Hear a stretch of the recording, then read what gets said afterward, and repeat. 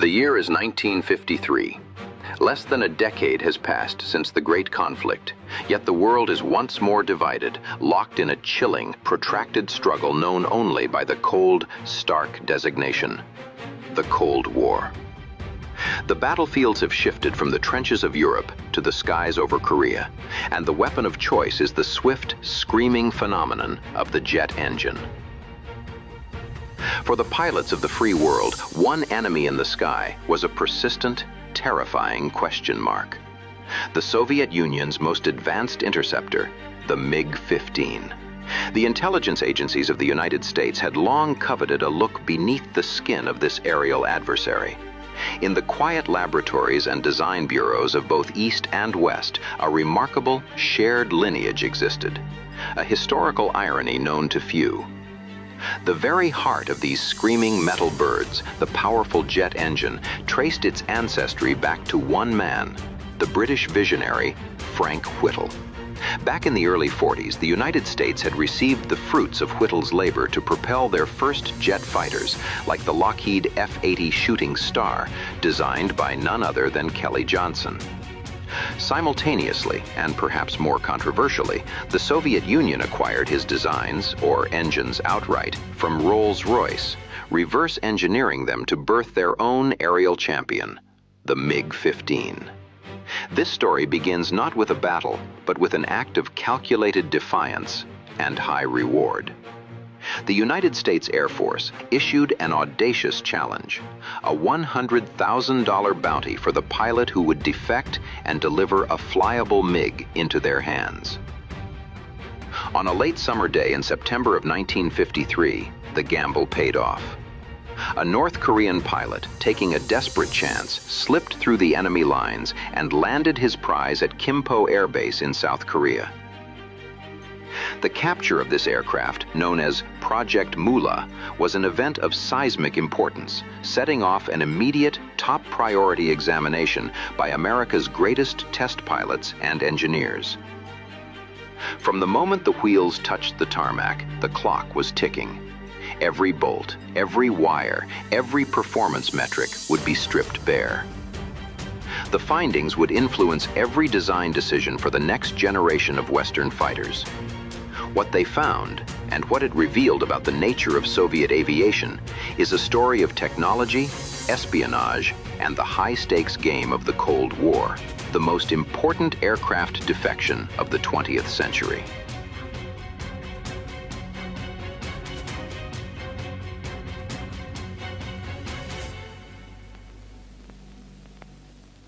On 21 September 1953, the lid came off one of the most controversial subjects of recent years.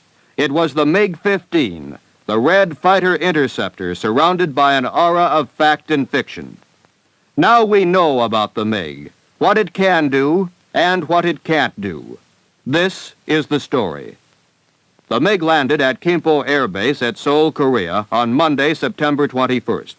Its North Korean pilot collected $100,000 posted by the military for any pilot who could successfully deliver a MiG into our hands. At first, the plane was dismantled for shipment to the United States. But plans changed, and the MiG was taken to Okinawa instead. To prevent violating terms of the armistice, American officials offered to deliver it back to its rightful owners, but no takers came forward. The following Monday, at Kadena Air Force Base on Okinawa, the MiG was tugged out of the hangar ready to fly. Early in the morning, a plane load of Air Force specialists had arrived from Wright-Patterson Air Force Base to conduct flight tests on the MiG.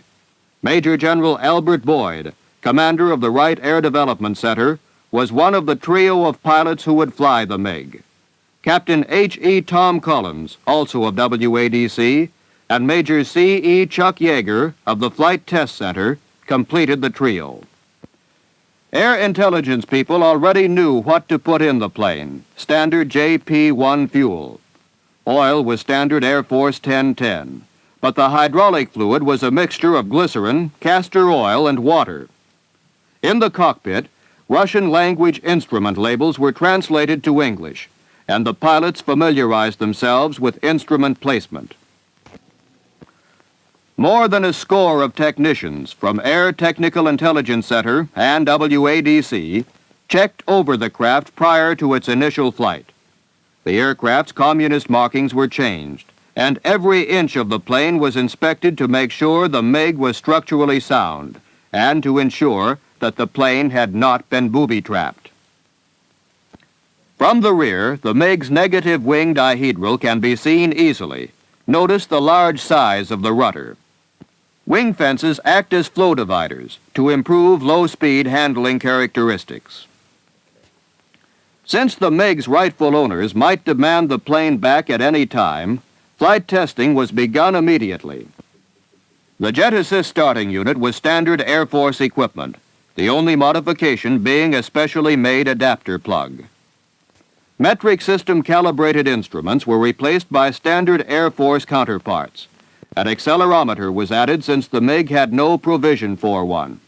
An external free air temperature gauge was also added for test purposes. Later, a gun camera was rigged to take pictures through the gun sight during firing passes.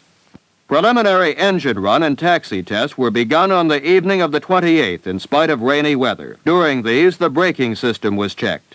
The MiG has no steerable nose wheel, but instead depends on differential braking of the main wheels to turn. Brakes are pneumatically operated from a compressed air bottle. No compressor is carried. Hence, the supply of braking air is extremely limited. The compressed air is also designed as an emergency system to operate the flaps and landing gear. Captain Collins climbed into the plane the following afternoon to become the first American to fly a MiG-15.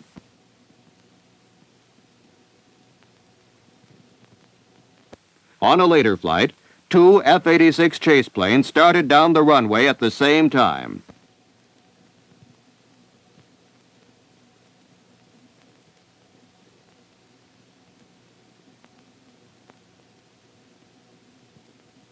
Notice how the MiG easily outdistances them due to the MiG's low thrust loading. This factor explains the unusually good climb characteristics of the MiG.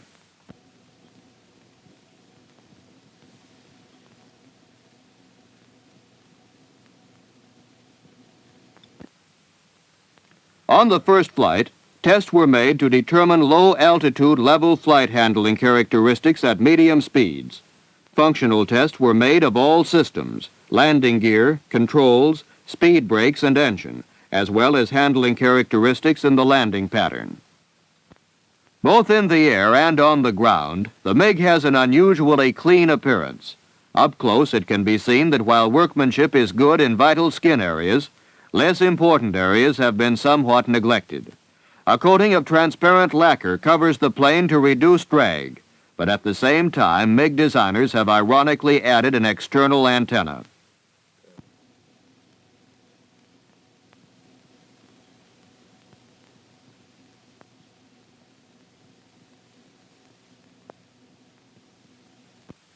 The craft proved basically sound, and all systems operated properly. It handled conventionally at medium and low speeds. Approach speed on the base leg was 150 knots, final approach 120 knots, and speed at touchdown 105 knots. Landing characteristics were similar to those of the F-80. To minimize brake wear, no attempt was made to shorten landings. Much of the plane's equipment was copied from obsolescent American equipment, such as the ARN-7 radio compass receiver. The copies, however, showed good workmanship.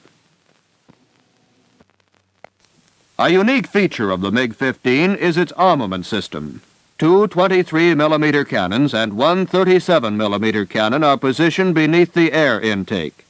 Both guns and ammunition are contained in a package which can be lowered by one man. This feature greatly shortens the MiG's turnaround time, since a preloaded package can be slung under a returned MiG and accurately positioned almost immediately. Fortunately, the plane was delivered to the Air Force combat loaded, so armament tests could be made. When the cannons are firing, both shell casings and ammunition links are jettisoned.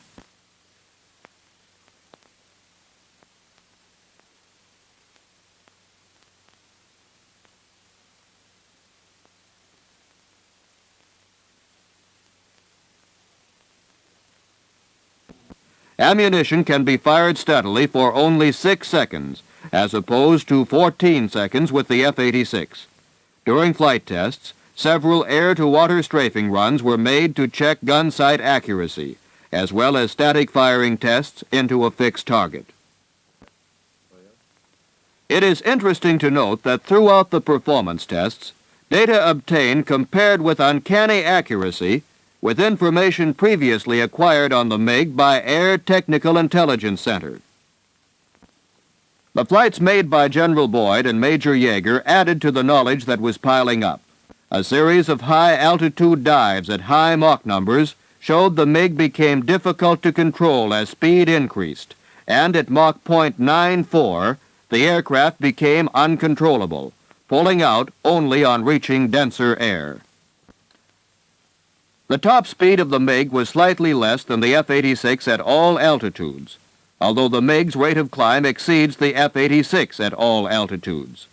The MiG climbs to 45,000 feet in 9 minutes, while the F-86 takes 13 minutes. During dives, the F-86 is completely controllable at speeds which render the MiG control systems useless. During an altitude test, the MiG was climbed to 55,000 feet, while the F-86 could reach only 51,000 feet. In general, MiG handling characteristics at all speeds are not so good as the F-86 because of the MiG's small aileron surface and lack of elevator effectiveness. The MiG is most effective as a combat fighter at lower speeds, where its lower thrust loading allows greater maneuverability. Pilot protection on the MiG consists of an armor-plated ejection seat back of adequate thickness and the usual bulletproof glass. Fuel tanks, located in the fuselage, were not self-sealing. Oxygen and cabin temperature systems require constant pilot attention, as did most of the equipment in the plane. Pilots reported cabin temperatures as high as 42 degrees centigrade at low altitudes and below freezing temperatures at high altitudes. These extremes in working environments would seriously limit a MiG pilot's performance. At the conclusion of the tests, the tally sheet read like this. Desirable features of the MiG. 1. Ability of the MiG to operate over 50,000 feet. 2. High rate of climb. 3. Rapid acceleration from low speeds. 4. Short turning radius. 5. Short takeoff and landing distance. On the undesirable side of the score sheet are these. 1. Loss of aircraft control at high Mach numbers. 2. Loss of pilot vision due to inadequate defrosting and poor rearward visibility. 3. Poor lateral directional stability at high altitudes. 4. Slow rate of roll. 5. Equipment requires constant pilot attention. Compared with the F-86, the MiG is an inferior though still formidable weapon. The 13-to-1 kill ratio of F-86s over MiGs can be attributed directly to superior planes and better trained pilots. 4 days and 11 flights after the test program started, the MiG had no secrets left. In 1951, a Mikoyan Goryevich MiG-15 is shot down over Korea's west coast and plummets into the Yellow Sea. The jet is pulled from the shallow water by US and South Korean forces, transported by a British frigate for study. At a US Air Force base in Dayton, Ohio, the plane is pored over. One of the first discoveries of this incredible aircraft comes when the engine is inspected. Expecting to find a hybrid of Russian and German jet technology, the team studying the captured prize receive a shock. The plane is powered by what appears to be a Rolls-Royce Nene 2, designed in England.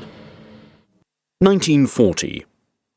Since the signing of the Molotov-Ribbentrop Pact, Germany and the Soviet Union have been in an alliance, using their combined might to carve up Eastern Europe. With France giving in quickly to the Nazis, England's newly appointed Prime Minister, Winston Churchill, knows that German troops will soon be clambering up the English beachfront. He decides to send a new ambassador to Moscow, and a member of Parliament volunteers for the job. He is Richard Stafford Cripps. Born into privilege, Cripps' first love is chemistry, and following a stint as an ambulance driver during the Great War, he studies law and becomes a successful attorney before an interest in politics lures him to run for office. Cripps joins the Labour Party and in 1930 becomes Solicitor General in Ramsay MacDonald's government, a position that includes the honour of becoming a knight. Though regarded by all as a brilliant man, Sir Stafford Cripps has a tendency to ruffle feathers and soon finds himself clashing with Labour over his political leanings.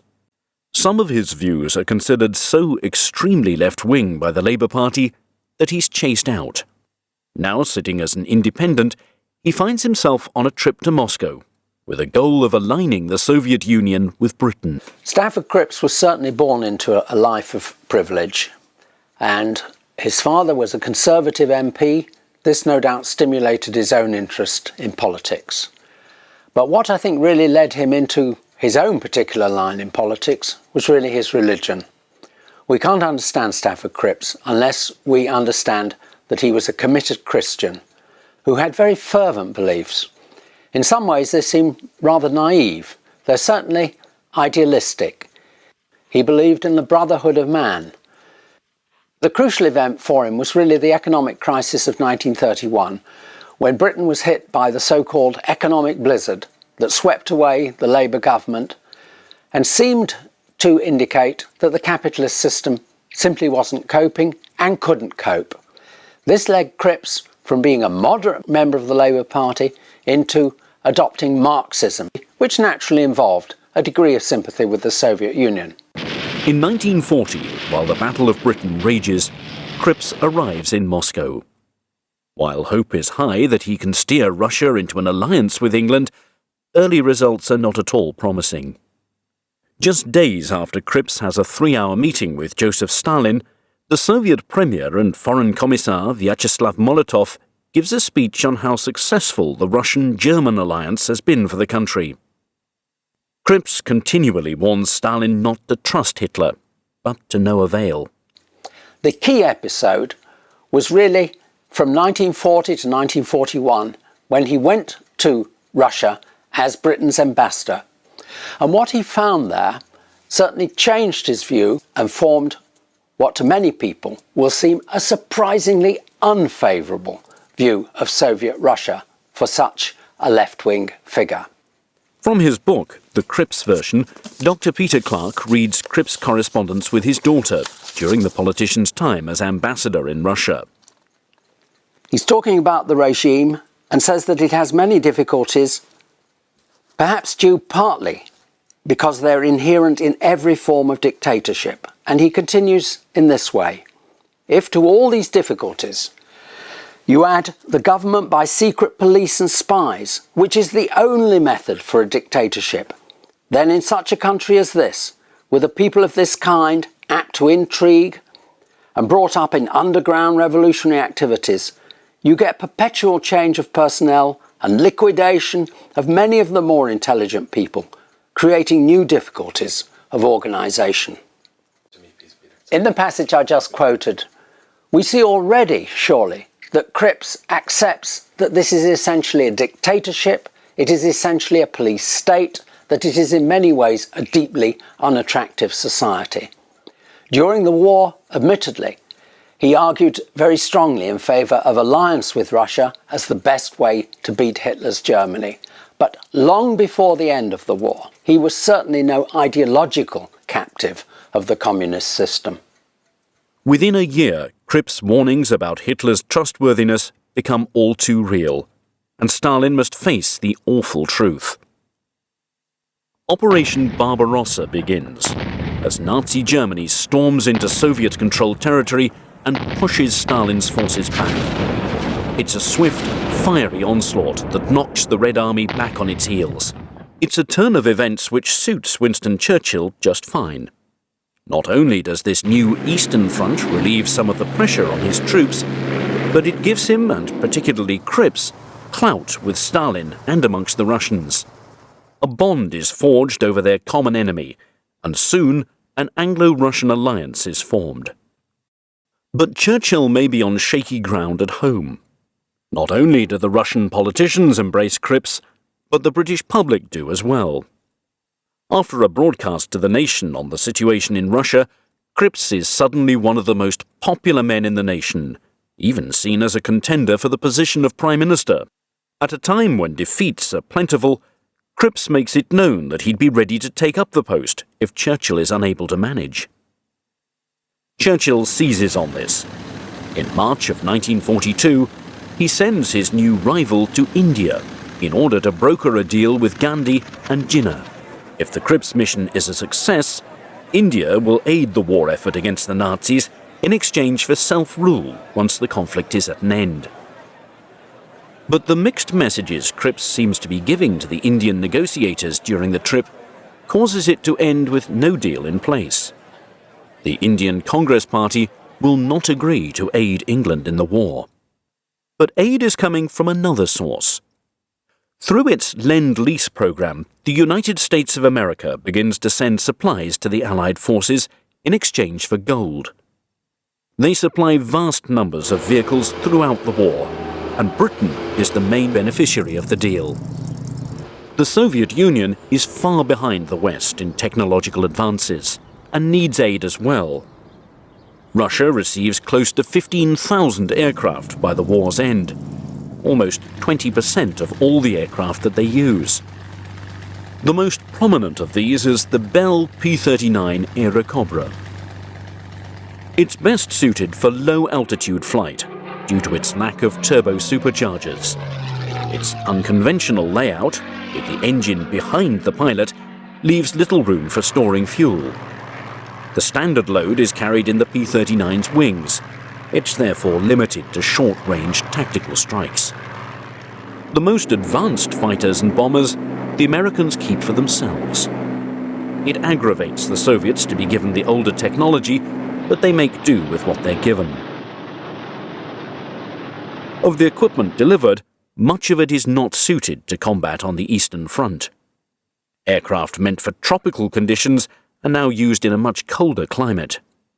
There are few spare parts, and so crews must sometimes improvise as best they can.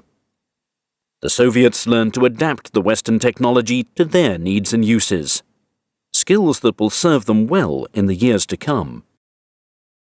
1945. First, Nazi Germany falls, and then so does Winston Churchill. The general election on July the 5th knocks the Conservatives from power and brings in a new Labour government, led by the wartime coalition government's Deputy Prime Minister, Clement Attlee. The public feels that the Labour Party will be more adept at helping England rebuild in the post-war period. Joining Attlee's cabinet as Minister of the Board of Trade is Sir Stafford Cripps. The election of a Labour government in 1945 came as a great surprise to the world, who imagined that Winston Churchill would inevitably win re-election, having won the war. I think it's important to realise the strong elements of continuity, especially in foreign policy, that went over from Churchill's coalition wartime government, in which Labour had played a big part, into the post-war Labour government. The main thrust of this new government is to rebuild the war-weathered country. It's about winning the peace by giving Britons a crutch to lean on. They use the 1942 Beveridge Report as a guide for reforming the country. Attlee brings about sweeping changes that will alter the country for decades to come. Free national health care, education for everyone up to the age of 15, social security. He works towards giving India and Burma their freedom. It's far removed from the direction that their ally America is heading. More and more nations adopt communism, and never comfortable with these ideals, America finds these new social developments within Britain curious and worrisome.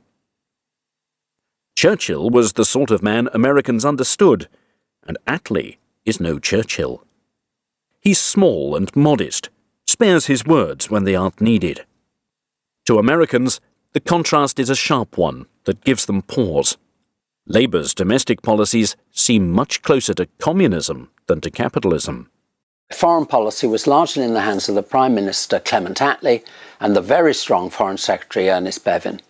Now, both of them, in 1945 and 1946, were ready to take a much stronger line against the Soviet Union and its threat to the integrity of states in Eastern Europe than the Americans were at the time.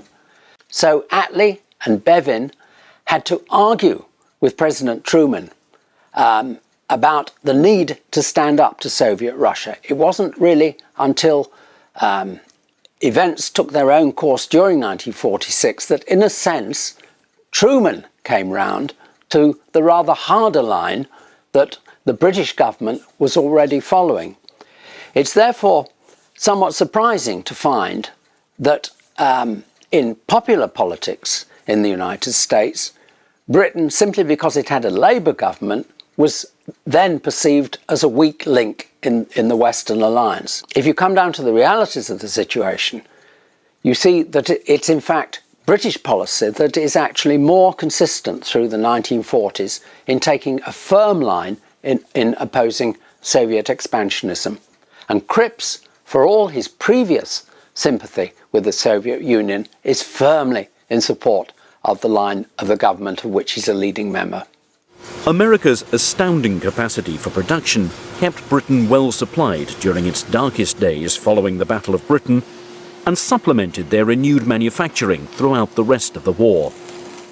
And now, very suddenly, the Lend-Lease program, that boon to Allied nations throughout the war, ends.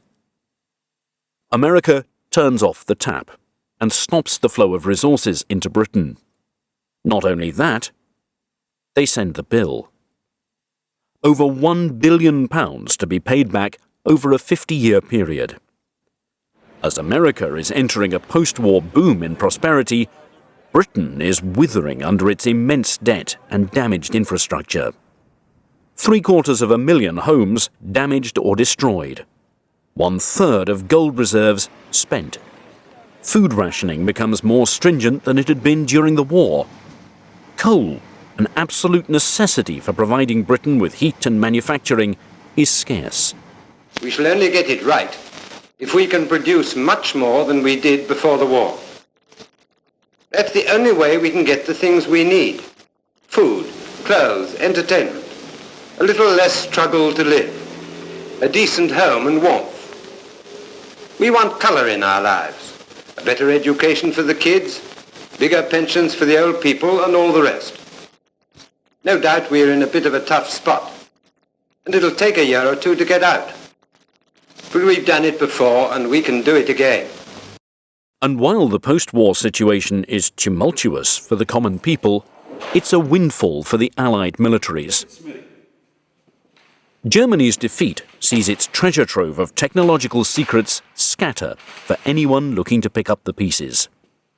The Allied nations rush into German territory to recruit the top scientists and to integrate these advancements into their own country's technology.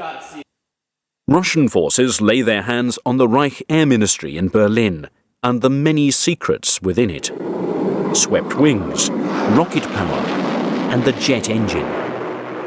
With this information, they can make a vast leap ahead and finally begin to catch up to the Western powers. And since the pre-war days, when Stalin assessed his nation to be 50 to 100 years behind Western technology, the Soviet Union has been making great advancements. One Soviet manufacturer, the Mikoyan Guryevich Design Bureau, has been creating aircraft since 1940, establishing a solid reputation for creating fighter planes. Their first post-war design, the MiG-9, is powered by a copy of the captured German BMW 003 engine. As early jets go, it has a fairly conventional design, an all-metal fuselage with straight wings. For their second-generation jet aircraft, they'll be incorporating some new ideas in aerodynamics. But for all the advancements that they'd like to implement, the power plant is not up to snuff. The German jet engine that the Russians discover has its flaws. The axial flow system, while powerful, is difficult to maintain.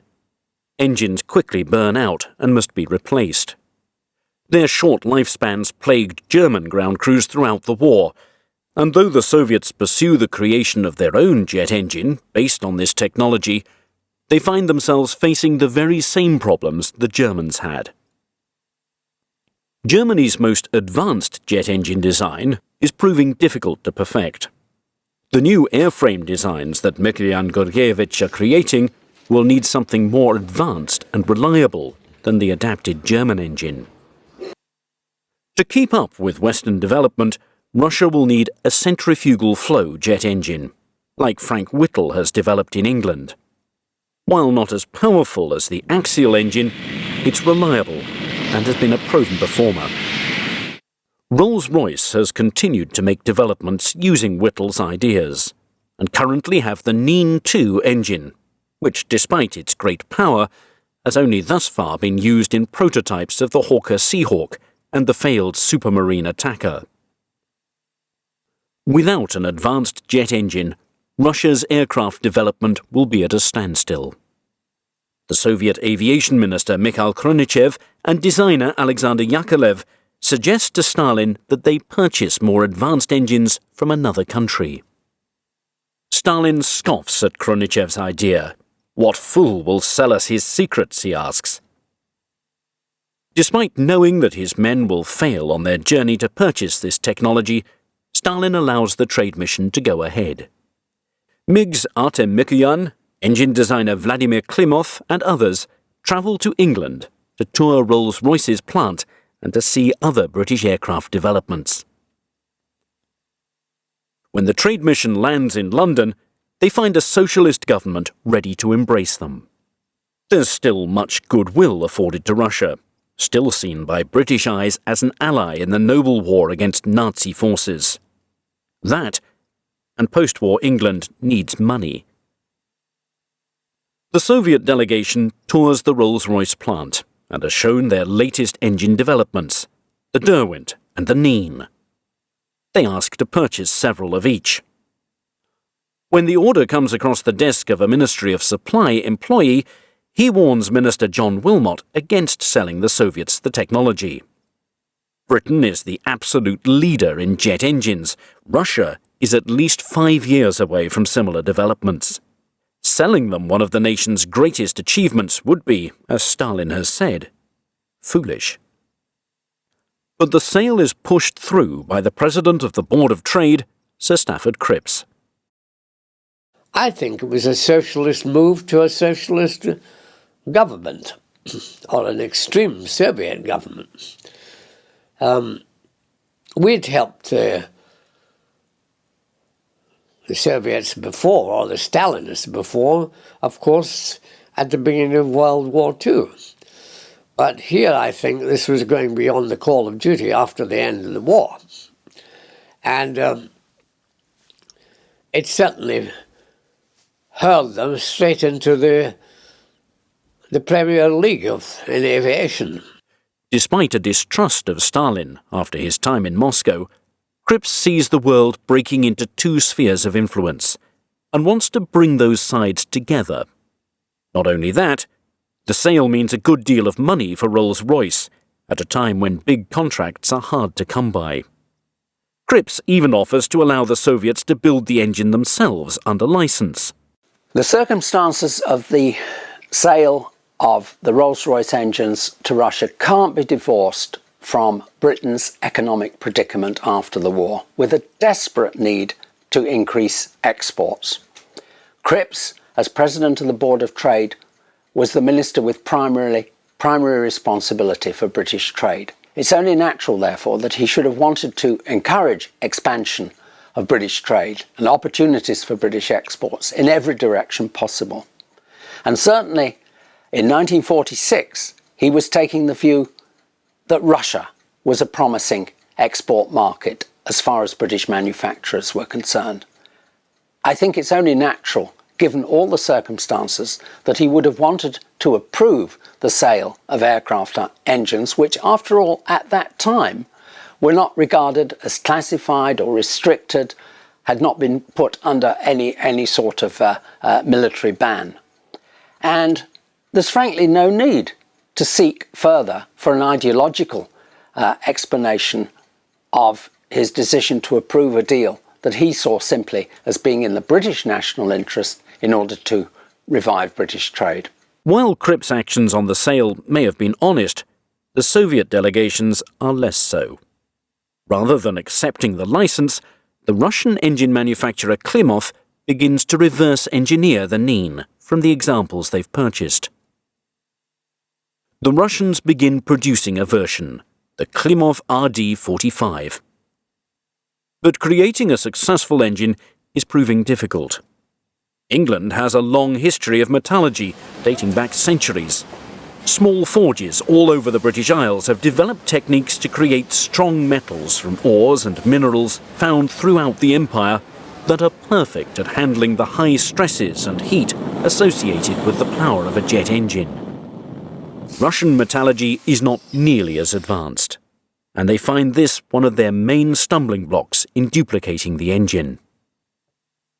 The Nien can run 500 hours between overhauls, but the Klimov copy doesn't last more than 100. They increase the size of the combustion chambers and turbine and refine the alloys used to create the engine. This new model is known as the Klimov VK1. With the engine ready, they can now finalize designs. In April of 1947, the Council of Ministers issue a decree ordering Mikhail Gorbachev to build 2 prototypes of a new jet fighter, one that will put the Soviet Union ahead of the field in aircraft design. The Boeing B-29 has been America's frontline bomber since the final year of World War II. It's a revolutionary leap ahead of other aircraft, with its pressurized cabin and computer-assisted gun turrets. And now that the United States has the atomic bomb, the Soviet Union needs the future capabilities to defend against a bomber entering their territory with one of these tremendous weapons. The Council of Ministers want an interceptor for just such a situation. Mikhail Gorbachev looks back at their earlier aircraft to see any lessons they can learn. Their experimental canard plane, the MiG-8, had swept wings, a feature that they're interested in exploring further. Some captured German designs, like the TA-183 Hookebein, had swept wings implemented as well. Their latest jet, the MiG-9, has been promising, and they used this as the base to build from. Its engine troubles have been solved with the Klimov engine in place of the BMW power plant. It will also receive newly designed wings, swept back at an angle of 35 degrees. After some additional refinements, this new creation, the MiG-15, has a top speed of over 650 miles per hour. Though early production aircraft have a tendency to roll, these problems are lessened by adding aerodynamic trimmers near the ailerons and rudder. It's also recommended that pilots stay below Mach 0.9 to lessen any other stability problems.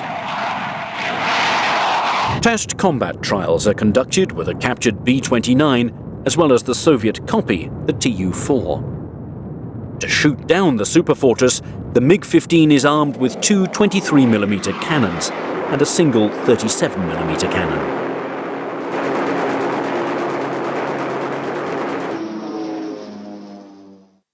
In 1949, production stops on the MiG-9, and the MiG-15 enters the Soviet Air Force. June the 25th, 1950. North Korean troops cross the 38th parallel into South Korean territory. By July the 5th, American forces have joined with the South Korean army. The United Nations also enters the fray, under the guise of a police action. Soon, the conflict escalates beyond a ground war when the US calls for strategic bombing with its B-29s. In addition, piston engine fighters like the Mustang and the Corsair, left over from the Second World War, are joined by the jet-powered Gloucester Meteor and the F-80 Shooting Star. With the South Korean forces bolstered by UN support, North Korea also looks outside its borders for help. In October, Chairman Mao Zedong of China, fearing that a US occupation of the Korean peninsula would eventually lead to war with his country, sends a volunteer army into the fray. The North Korean and Chinese leaders ask Stalin for help. And while the Soviet dictator is unwilling to send in ground forces, he does provide aircraft in the form of the MiG-15 jet fighters, painted in Chinese colors to mask Soviet involvement. Soviet pilots are sent to train North Korean and Chinese airmen how to fly the fighter jets. They're taught simple Chinese phrases and dressed in Chinese uniforms and sent into the skies to combat and shoot down B-29s and engage the UN fighter forces. The piston-engine planes like the Mustang and the first-generation straight-winged jets are no match for the abilities of the MiG-15. It's faster, can fly higher and longer than any of its opponents. The Soviet victories come fast and often. The American pilots use their years of dogfighting experience to counter the superior technology at their enemy's disposal, but it's not always enough. Soon, B-29s are forced to limit their bombing runs to nighttime. The first sighting of the MiG-15 in the Korean War, I think, had the same impact on pilots that as did the first sighting of the Focke-Wulf 190 just after the Battle of Britain, when it appeared in Europe. And we had nothing really to compare with it for the next year.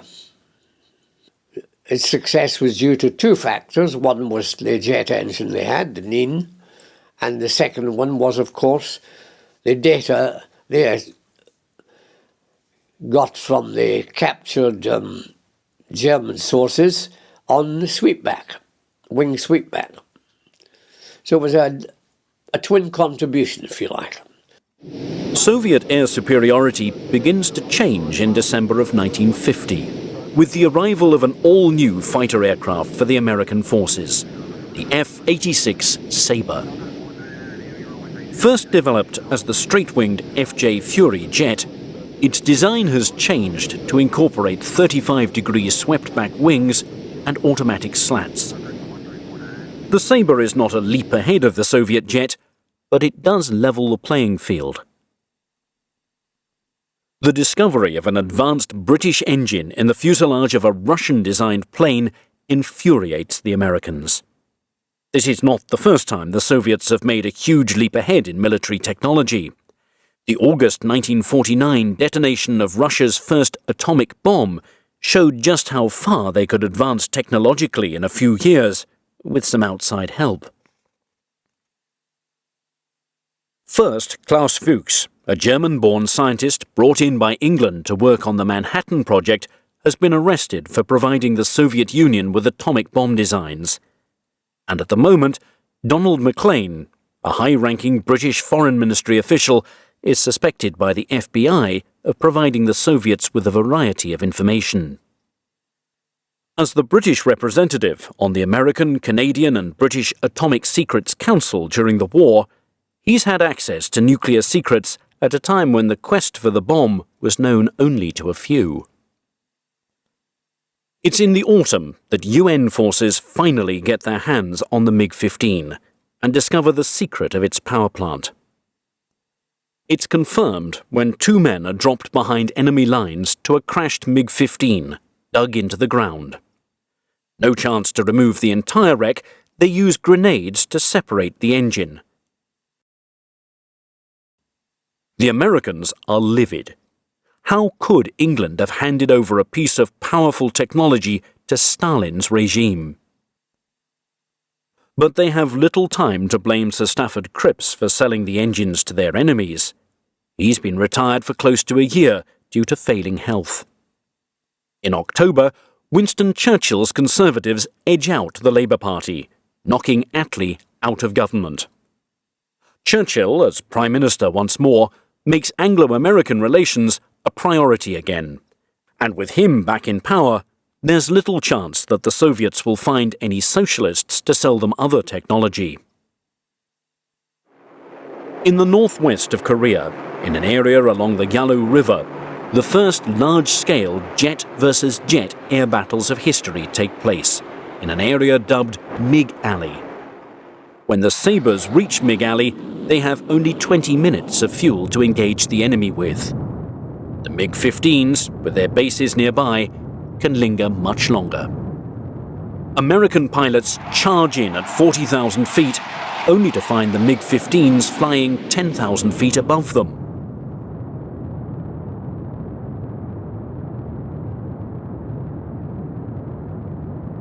The MiGs hide in the sun's glare, then swoop in as a formation of Sabres are on patrol. The Russian fighter does have its share of weaknesses. The cannons it's equipped with, while powerful, have a low rate of fire compared to the Sabre's guns. It also has poor stalling characteristics. A Sabre pilot can force a MiG-15 into a dive that becomes a spin that cannot be recovered from. The combat experience of the United Nations pilots ultimately trumps the sophistication of the Soviet plane. By war's end, the UN forces have shot down 900 enemy aircraft, almost 800 of which are MiG-15s.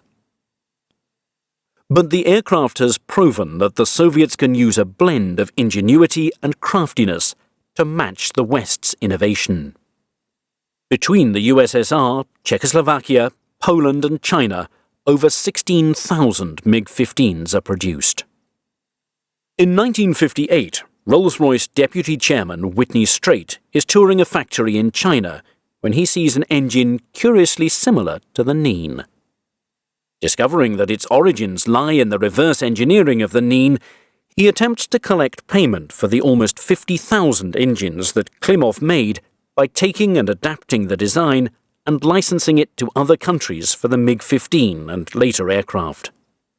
£200 million is the compensation he's looking for. He leaves without one farthing. The man whose decision led to the jet engine being copied is long since gone. Sir Stafford Cripps dies in April of 1952 in the midst of the Korean War. And while he's remembered mainly for his contributions to Britain's war effort and the post-war cultural shift, he will forever be tied to the MiG-15 by that one decision. Cripps has always been, to a large extent, the prisoner of his own reputation, but it was a reputation that shifted over time. In the 1930s, his own high principles led him to take a very extreme political position on the far left of the political spectrum, arguing that only full-blooded socialism or even communism could offer an answer to the economic problems of the day. By the 1940s, Cripps's position is quite different from what it had been 10 years previously. It took people, quite naturally, some time to catch up with the rather rapid evolution through which he'd gone. An evolution which is often overshadowed in aviation circles by this gift to Russia. A decision that may have been motivated by all the right reasons, but strengthens the might of the Soviet military for years to come.